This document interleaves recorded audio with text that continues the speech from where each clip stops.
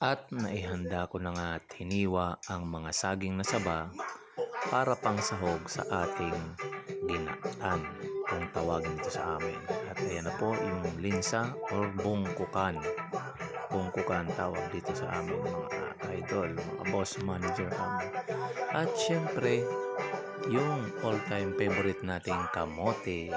So, kukunti lang yan mga idol. Tatlo lang yan. Tatlo lang na klase yung ilalagay natin sa ginatan. Kamote, saging na saba at bungkukan. At may mga sago-sago na rin. Pandagdag dekorasyon at ganda sa paningin. So, yun lang po mga idol. At syempre, na-prepare ko na rin po, idol, yung ating gata para may sabaw. Pang sabaw sa ating ginatan. Syempre, siya yung isa sa mga main ingredient.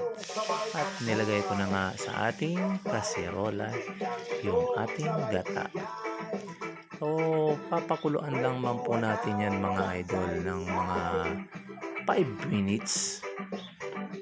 Goods na. So, pwede na natin yung ilagay yung mga sahog natin. At mini-mekos-mekos ko nga rin. Yan, para hindi mamuo. Konting mekos-mekos lang habang naghihintay sa kanyang pagkulo. At maya-maya lang, isa-isay na nating ilalagay yung ating mga sahog para sa ating masarap na merienda na ginatan.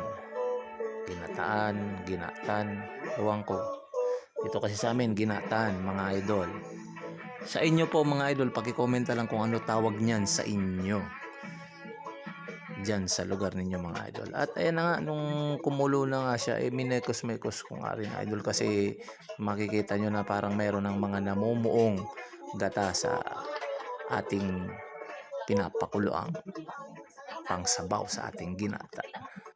Masarap na pang merienda ang ginatan, lalo na sa mga malamig na panahon. Halimbawa maulan, masarap at mananam na paghigop ng sabaw sa ginatan. So ayan na nga, nilagay ko na nga yung ating linsa o bungkukan. Di ko sure mga idol kung linsa nga talaga ang tawag nito sa Tagalog. At makaraan ng ilang minuto, sinunod ko na rin yung ating kamote.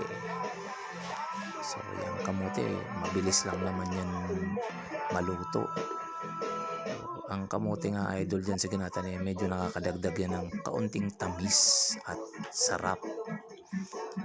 So ayan na, nakikita nyo naman idol, lalagyan ko na ng asukal, mga 2 kutsara lang ng asukal mga idol. Tansyahan lang muna.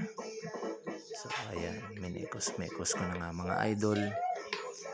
So mamaya lalapot na yan mga idol. At nung panay na nga ang kulo niya, at nung napansin kong luto na nga yung ating kamote at malambot na rin yung ating linsa, panahon na at para ilagay yung ating saging na saba. So yung saging na saba ay magsisilbi pa ring dagdag tamis, sarap at linamnam dyan sa ating ginatan mga idol. So ayan, iniisa-isa ko lang mga idol. So mamaya tatakpan ko lang naman yan and hihintayin natin yan ng kumulo. Luto naman na yung linsa at yung kamote, lalong-lalo na mabilis na maluto ang ating saging na saba kasi malambot lang naman yan mga idol. So, siguro mga after 3 minutes ang pagpapakulo, ayan na nga, isusunod ko na nga mga idol yung ating mga sago, pampakulay, pampaganda sa paningin, para ano naman, kumbaga may dekorasyon yung ating ginatan. At ayan na nga, tinulungan na nga ako ng aking bunsong anak na si Precious. Kasi gusto niya rin daw itry para ilagay yung ating mga makukulay na sago. Maya-maya lang mga idol, mga ilang minuto na lang pagka lumapot na yung ating sabaw, ready na yan para sa ating merienda mga idol. Alam ko sa kasalukuyang ito habang nanonood kayo ng mga video ito, nai-imagine nyo kung gaano kasarap yung ating nilulutong merienda mga idol. Talagang malinamnam yan. Masarap at hindi nakakasawa. So ayan, kumukulo-kulo na nga siya mga idol. Napaka-basic lang naman ang pagluto nito idol. Nakita nyo naman, saging na saba, linsa at kamote lang yung nilagay natin at nakabili rin tayo ng mga sago. Hindi lang tayo pinalad na makabili ng langka kasi walang available na hinog na langka sa market. By the way mga idol, nakalimutan ko pala sa inyong sabihin, yung ipiniga ko pala doon sa ating gata yung sabaw lang naman ng nyug, kaya dagdag tamis na yun at linamnam. At ayan na nga mga idol, safe na at ayan na, nailagay ko na nga sa mangko at naiprepare ko na para merienda ng aking mga anak. So kung nakita nyo naman mga idol, ayan na, nakalagay na sa plato at kitang-kita nyo naman ang aking mga anak. Nag-i-enjoy na sila ngayon sa kanilang masarap na merienda, ginatan.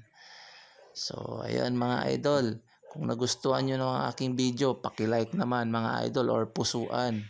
Mag-comment na rin kayo and i-share itong video. At sa mga gustong magpa-shoutout mga idol, leave a comment na lang mga idol dyan, mga boss, mga manager, amo, baka naman, baka may konting oras kayo, pwede nyo naman tong i-share mga boss. At yung medyo nakakaluwag-luwag dyan, pwede nyo rin lagyan ng star yan mga idol. So yun lang naman po. Salamat!